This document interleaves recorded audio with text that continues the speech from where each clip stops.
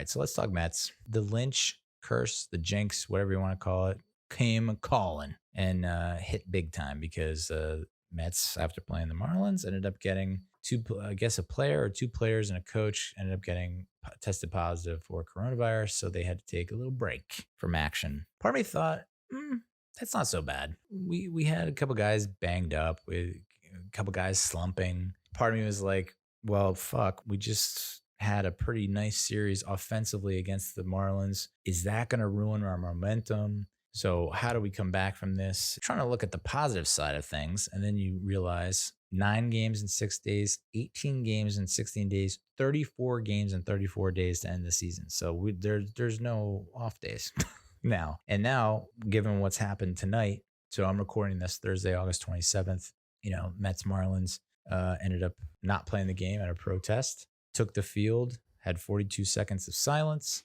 and then went off the field, leaving behind a Black Lives Matter shirt on home plate, which caused some people to be all up in arms and say, like, I don't know. And so they're not going to play a game. They're just kind of falling in line after the Jacob Blake shooting with the NBA, who had a bunch of teams not play their games. I guess the NHL is not going to play tonight or tomorrow.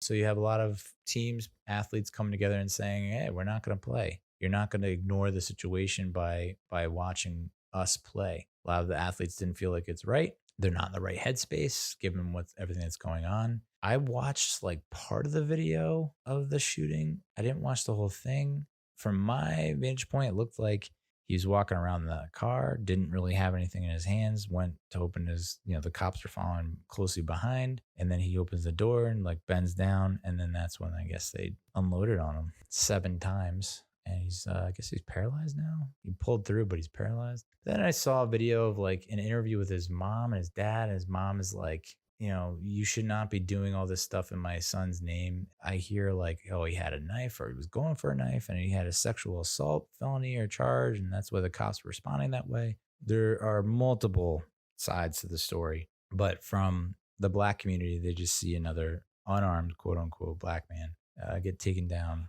by police for no good reason. Excessive force, really, when you think about it, police brutality. So it felt like, after George Floyd and after all the protests that we were making some headway and, there's some positive things going on. You see more people embracing the movement and whatnot. And then this happens and it feels like we're taking a bunch of steps back now, to the point where we didn't have any sports at the time of George Floyd. You saw athletes coming out on social media and speaking, but there were no sports, so no one was playing. Now that sports are back in, I guess, full swing, all 4 major sports, you can see how it's been impacted. Unprecedented, for sure. That number has just gone up. The Mets are going to have to play a whole bunch of games to end the season, which even the Cardinals, have only played 20 games. So they have a bunch of games that they have to make up. I don't know how this baseball season is going to pan out. You're going to end up playing the World Series at Christmas, which actually doesn't sound too bad. I saw a headline saying that playing the World Series in Texas, and my thought there is because, you're not going to be able to fit all these games into this time frame that you've self-imposed time frame. So you're going to have to extend the regular season to make sure all the teams are able to finish, because otherwise it's like you're going to cause a lot of commotion if you have teams that are technically in playoff contention but have not played enough games, like the Cardinals.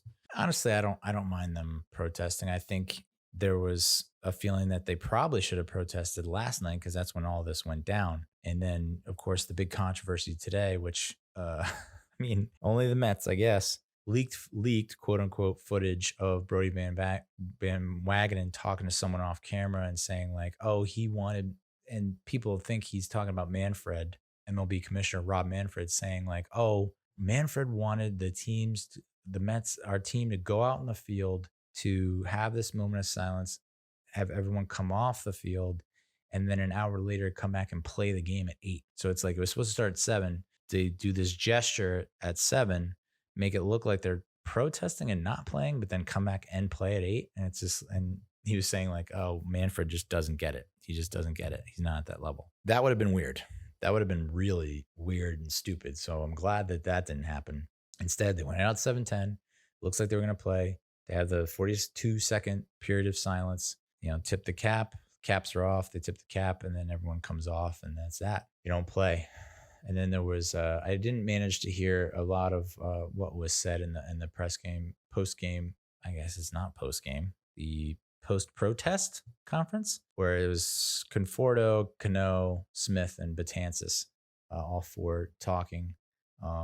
We were like, the baby came home, my wife came home with groceries, like we're cooking dinner, so I didn't get to hear most of it. And of course, the remote control disappeared all of a sudden. It was not in my back pocket. So, I wasn't able to hear what was going on, but like I did get to catch Dom Smith's.